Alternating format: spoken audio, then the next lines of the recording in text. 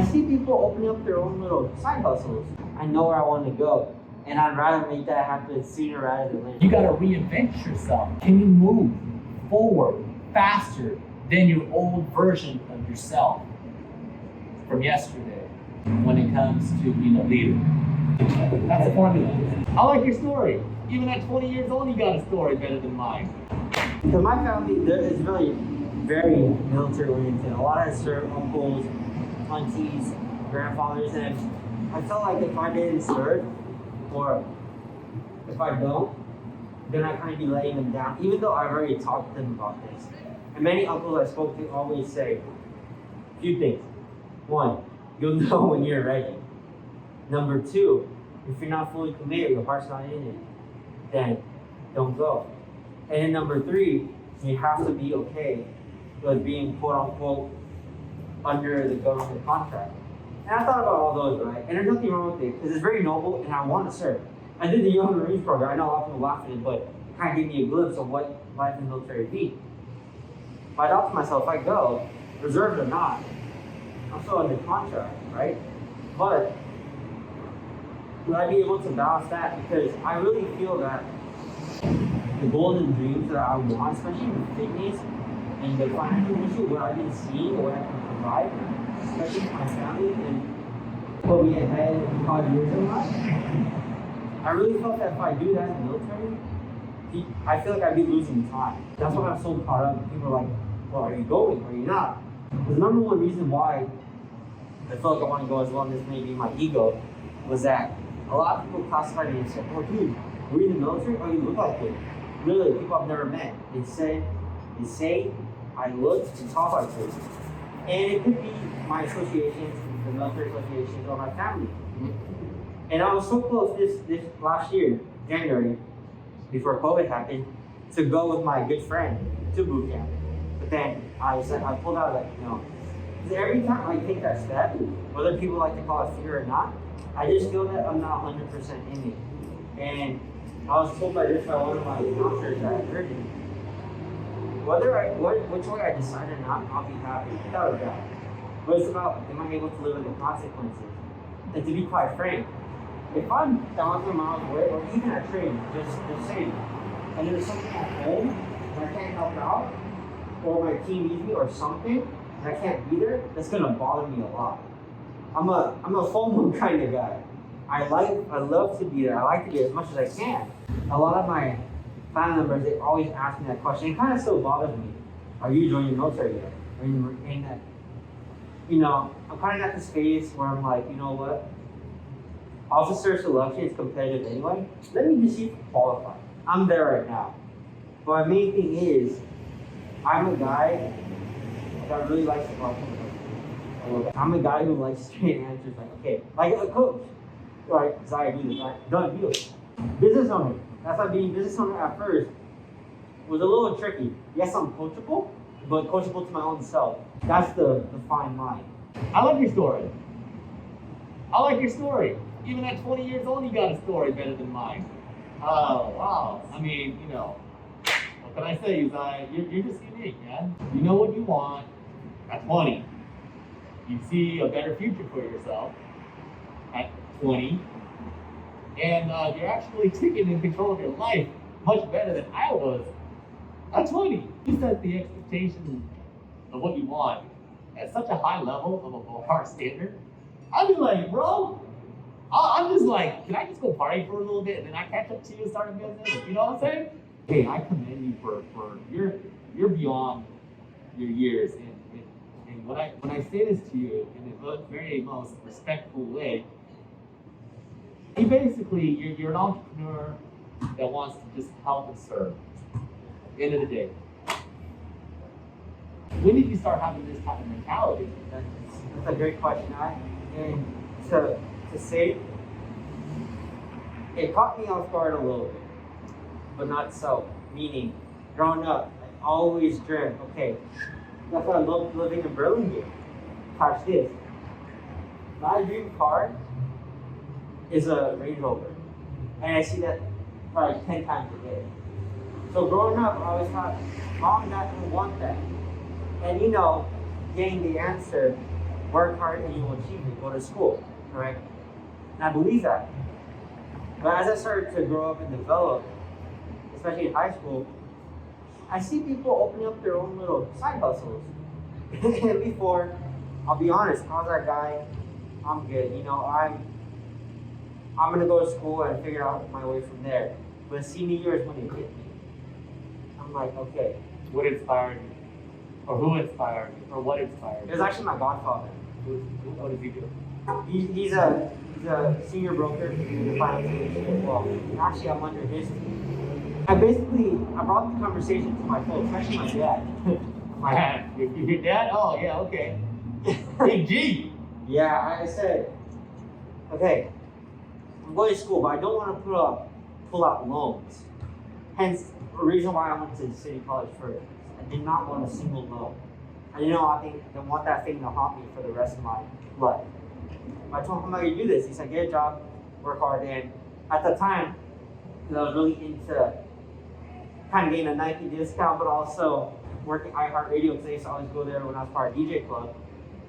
I was probably be entered at iHeartRadio and to work at Nike. All that, went out the door.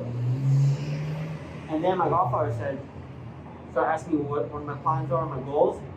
And he said, he thought to himself, because I asked him the story, he thought to himself, he talked to my godmother, have we ever showed Zaya the business? And when I would come in as an 18-year-old thinking, okay, it's probably be like, $20 an hour type of deal. And I went in, it rocked my world. It rocked my world. Granted, yes, I was young. It was a big opportunity, literally on the palm of my hands. Not a lot of people realize that.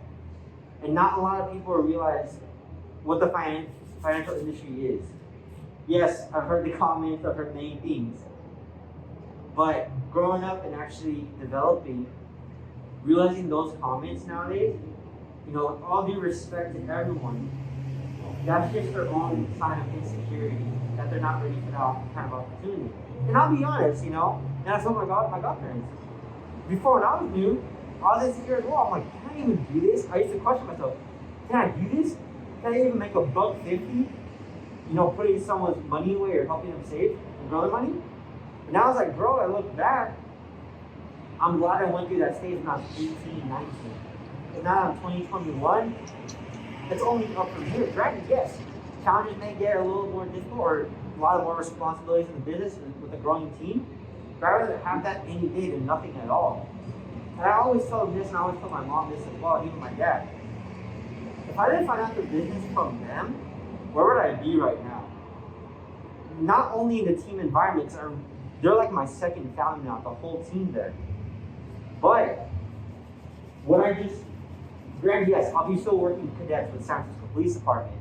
That was actually another thing. I applied for SFPD, and I got hired there. So I'm kind of glad that Nike and iHeartRadio kind of went through the window. So doing cadets now in the business now, I'm using whatever I earn in cadets and in WFG to fund my goals and dreams. That's why I'm so very excited when I talk to people. But then a lot of people question, why are you this excited? I'm like, did you not just see what I showed you? Did you not just see what I told you? I'm licensed, dude, in California. I'm not just selling out of my truck.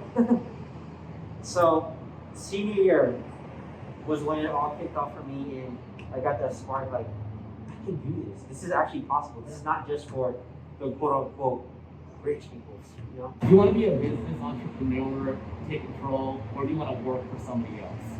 Be employed and work for somebody else's dream. It's very difficult to do at your age. And that's one of the things I have to keep reminding you. You're beyond what expectations I had when I was 18 to 22. We didn't think like that. Not too many people know what they really want because there's too much distraction. I'm going to use video games as an example. I like playing simulation games, like those SimCity, build a town, yes. And you can just sit back, come back to it the next following day. Yes. However, that represents and reflects building a business from scratch. You're on this level of this video game. You're searching, you're scavenging, and you're kind of researching what's out there, and that's the first part of the business. Before you even open the doors, you have to do your research. Absolutely. understanding your market or markets, because you're like in 2 markets, right? What you're doing right now is exactly what I would be doing right now. Your decision to say, hey, the military is still on the side, and I'm not 100% all aboard. I'm still kind of on that needle about wanting to go. I'm going to put it on simmer for right now, but I still got these little things that's kind of like talking to me on the side, and if I don't entertain it and take it as far as I can go before I decide to make that jump, right? I don't want to live with what? Regret, right? Be bold, be brave, but if you're going to say no to anything when you hit that, remember that cliff, and you want to jump off life, for example, if you want to jump into the military, but you still have some things kind of like, what if I don't check this out? What if I don't look more into this? What if like I talk to some other influential people in this industry before I make a decision to go? Does that feel good? Like, that's a decision. That's a calculated decision where you put some effort and some things that you can squash so you can move forward without living with what if. Yes. And one of the things that I mentioned to you before was never stop learning, because when you stop learning, you start dying, right? I'm going to tell you this. In business, the best professors are always this. The people you meet, the people you met, like you were just mentioning me on the walk here, the gentleman that moved from Mississippi to California. That's how you learn. You know, stories like his is how you develop your IQ when it comes to street smarts, working in business. I went to school, I went to Purdue University. I graduated with a management degree in biological science. I'm not using any of it. The only thing I got out of college was the ability to communicate.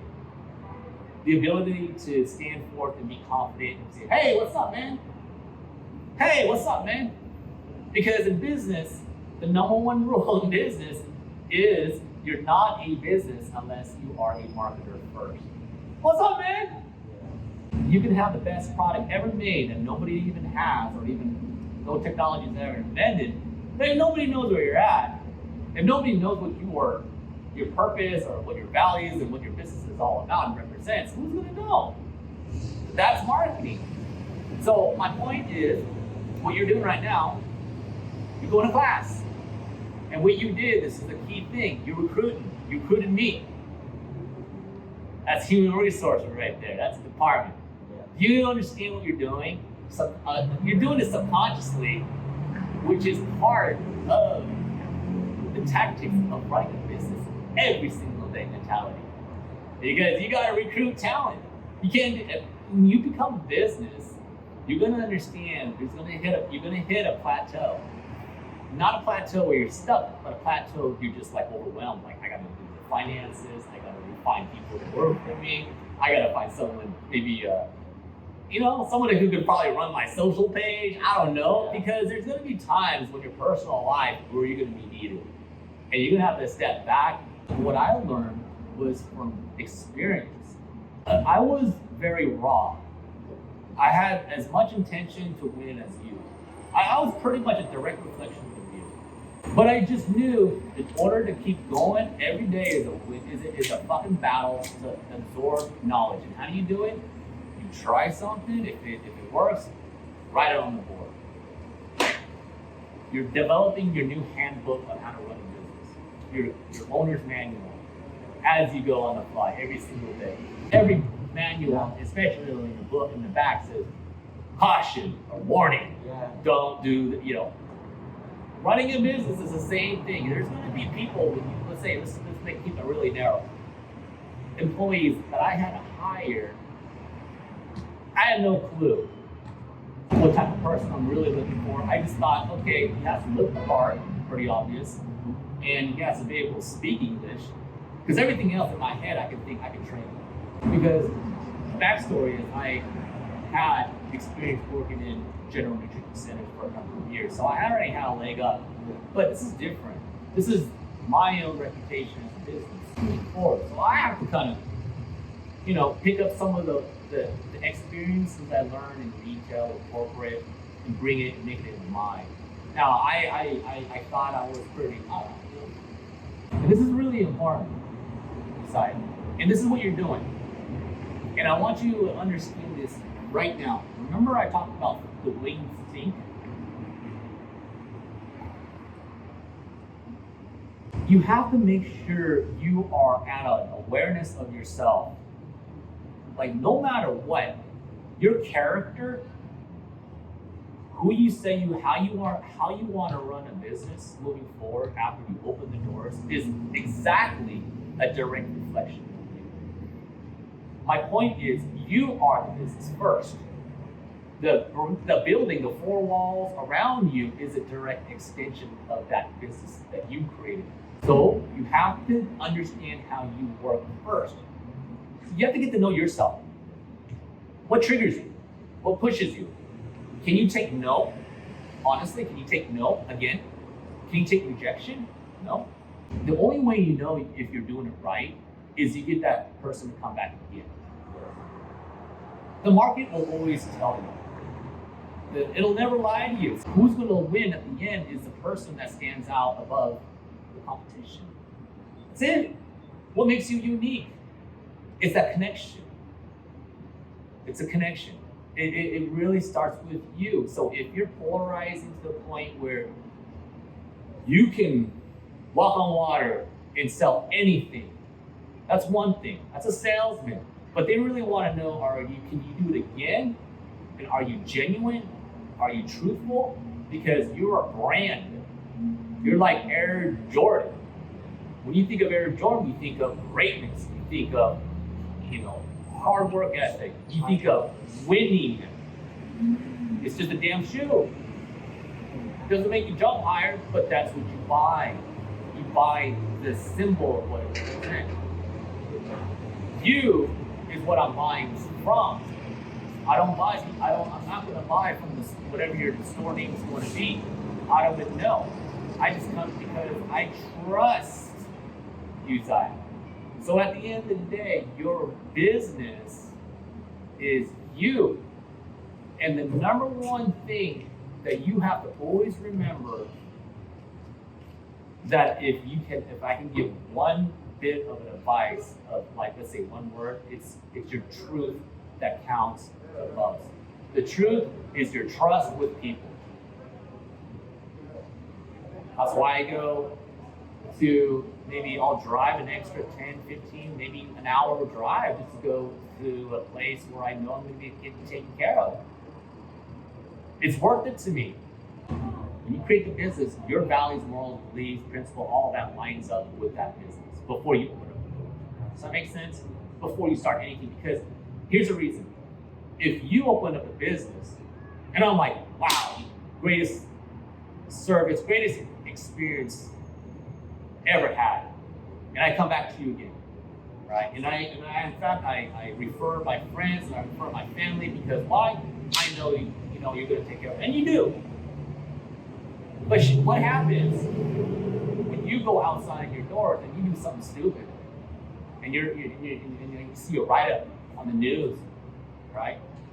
And then, or you get caught doing something against what you preach about in the store. So who am I getting? That's called your character. Am I getting Uzziah from 9 to 5 at the store, and then a different Uzziah tomorrow? What you do at the store should be doing what you do at home. That's my bottom line. It makes life a lot easier. It's funny you say that because when I was just 18, and we all heard about this infamous, we know it's in San Francisco, city night. And I remember the old group that I thought were my friends would all tell me to go there and go there. And I maybe gone once or twice. And yeah, a lot of people joke with it, especially the adults. They're like, oh, it's kind of like a passage in San Francisco. You're 18, go.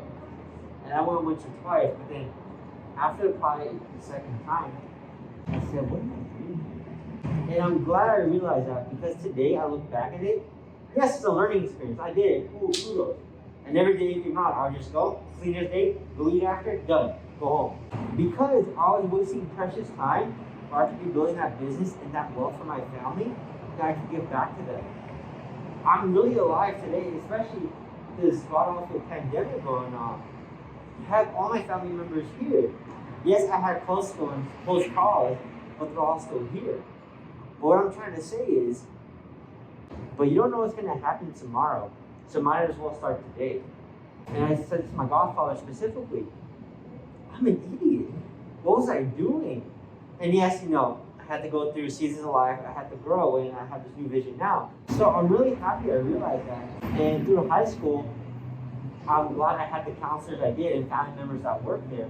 Because without their guidance or rearing alone, I wouldn't be shaped into who I am. You did a wonderful job, by the way. Thank you. I appreciate it because I wasn't supposed to be a rearer either. Rearing's expensive. Let's be straightforward. And I'm very grateful. There's a lady friend, her name is Miss Caitlin Kavanaugh. She's the executive. She really helped me through it, and still to this day, I keep a relationship with her and Mr. and Mrs. Riley. Why don't you invite them on the next podcast? That's my goal. And I still keep in touch, and I plan on going back to high school to speak from my life experience. Number 2, there are many anonymous donors that funded towards my high school I did not even know about. Till to this day, I don't even know.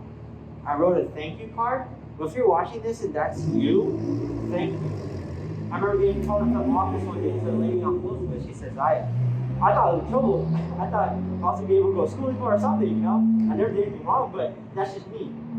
People call me whatever you want, but I'm a goody two-shoes. I like to make sure I stay under the radar, do what I have to do, shut my mouth and get out. And while leaving back to school at the same time. She said, Zaya, someone's giving back to your school or helping you fund your school. And I'm like, who's this? She said, we don't know, it's anonymous. And they prefer to remain anonymous. And I was like, oh my goodness. At that time, yes, I was going through my struggle, but I never forget how grateful I am, especially for my parents putting me through high school, and meeting the chaplains that I know now, Father Fowler and Father Ginter. I have all these circles, these associations for a reason. And I always thought to myself, I was such an outcast and antisocial because in my old class, I probably only spoke with or associated with a few. Literally, everyone that I considered my friends in high school, either teachers, coaches, or counselors. You're putting yourself out there to learn. And that's one of your best attributes is like you can take your pride and ego and be like, you know what, I'm still a student. Because I do that because I know where I want to go. And I'd rather make that happen sooner rather than later. That was my mindset. I'll be straightforward. I feel like I lost a lot of friends. And it's simply because of the business stuff that I'm doing. I feel like, and I shared with them what I'm doing because I'm one where I want to bring everyone to the top of me. I really do. I just hope they know that I'm not a bad guy. I'm there for them.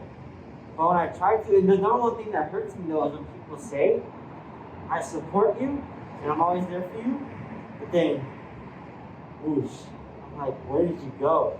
It hurts, but it's not your fault. Just always say to yourself, this is my path.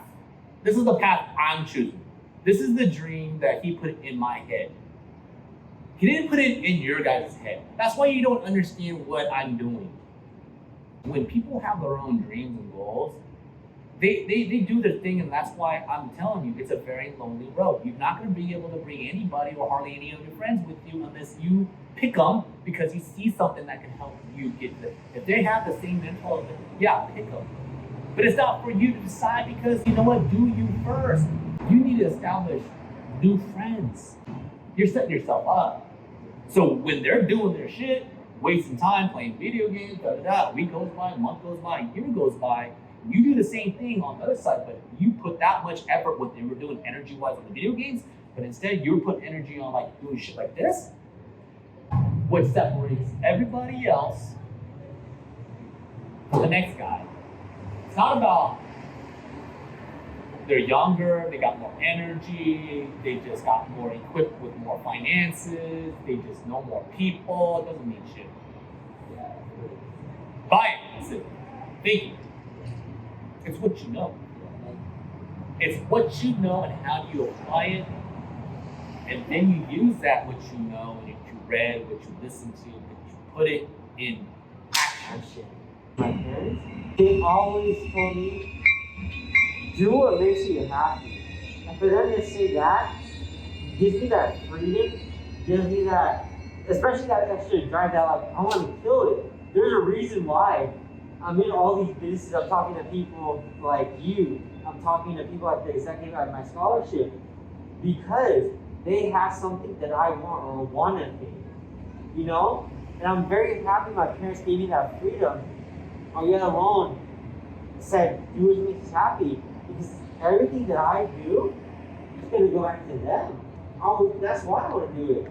You sacrifice a lot, especially like I said earlier. You have to give up so much to their. I felt that. Like your parents, instead of being the dream killers, Yeah. right? You have to find something that's so much bigger and beyond what you are that you're willing to walk alone to go for it. On your own, you're going to walk that path your own. That's why the friends that are with you right now, you're not going to hang out with them. No, dude, I got to do this on my own. Want to come? If not, I have to do this on my own. Cool. Oh. And the people that do want to ride my coattails to success, I'm not prejudiced. I'm not racist. I don't judge. Like, come on, man. I'll be your mentor. Money doesn't move the needle. I mean, of course, you got to have money to kind of have to live or whatever to kind of keep doing what you're doing. But I don't ever use that money to buy things on the external side. Because it doesn't. I already know who I am. That makes me happy, and this is it. This is one of them. You have to understand that is the concept. I'm not trying to rewrite the book. The book's already written. Yeah. Serve your gift. Yeah. All it is, just be genuine, original, with the concept that you learn from the book and what I taught you 2020, and then you can do the most important role when it comes to being a leader, which is how to influence. That's the last. I'll say that until you get all the. That's the very last, right? Because there's steps to all of this. First is thinking. How do you think? Remember the download, the hard drive that you have here? You got to reinvent yourself. Not you, per se, the way you think. You're bulletproof, man. Anybody that says you're not this, they're not living your dream. So you don't expect them to know what you're thinking. So you don't have to try to defend yourself and say, this is what I'm trying to do, guys. Don't waste your energy and time. Do you, bro. Save your energy. Continue the path, because the man upstairs has something waiting for you. It's all about, can you move forward faster than your old version of yourself from yesterday? It's the long game that counts. Save your money. You're recruiting. You're getting talent. You feel it. It just comes out of you. So your questions that you ask your customers are much different. They're more quality. They're more rich. They're more substance. They're more about getting to know the person, not just a transaction. Getting to know, what do you lift? I'm actually how are your kids? That's a lasting impression. You don't get that anywhere in a store. You're going to be part of my disciple. You're going to be part of my army. I'm going to teach you everything I know, because that's what the man wants. You know that. And then it's your job to do the same thing. And all we're just trying to do, we're just trying to make humanity, this earth, carry on to the next generation. That's smarter. Exactly. That's where you come. I just say to myself, campaign for mayor, Jason, in 10 years. It puts me in a different type of state, meaning all right, every person, I'm Jason, let me get your contact. Instead of business card, let me get your business card, so you can see more of me on the TV show. Let me give you entertainment every single day. I'm thinking, that's why I do my videos, I'm campaigning. You know me. You watch me about a good month, you know where exactly everything, you know my store, but you know me. So wherever I go, if I leave supplements and I go to another industry, I'm taking you all with me. Why? I earned it. I'm not going to steer you wrong. I'm still going to be people just want trust, I told you. You want people who you can trust, so you don't have to research on Google reviews. That's your brand. Giant, don't overthink it. You got it. Cultivate what you have. Put that energy and hard work into the concepts I just told you. That's it. One person at a time. When that opportunity knocks, you're on the next level. You graduate. The man upstairs will decide. But you don't decide. You just continue every day to practice. If you have to write shit down, for topics to talk about, and then research it. Stay focused. Just do what the man told me to do. Just stay in your lane, be patient, enjoy what you do, go home calm and happy and healthy, and I'll let you go. So don't try to chase it. That's the formula.